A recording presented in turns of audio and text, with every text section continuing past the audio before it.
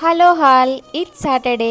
So Saturday నేను mostly పప్పే prefer చేస్తాను. సో పక్కన రైస్ కూడా పెట్టేశాను. This is my lunch.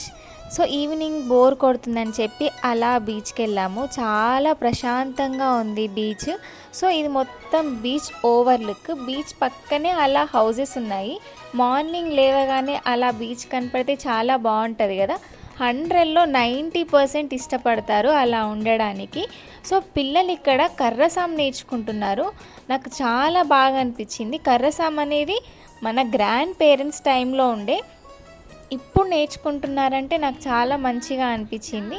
ఈ వెదర్లో ఒక మొక్కజొన్న తిన్నాను అనమాట, చాలా బాగుంటుందని చెప్పేసి. సో ఇది బీచ్ ఎంట్రెన్స్. ఇక్కడ అన్ని స్టాల్స్ ఉన్నాయి, like fish stall, ice creams, అలా అన్ని స్టాల్స్ ఉన్నాయి. ఫుల్గా టైర్డ్ అయిపోయాను, ఇంటికైతే వచ్చేసాను. This is my dinner. Thank you for watching.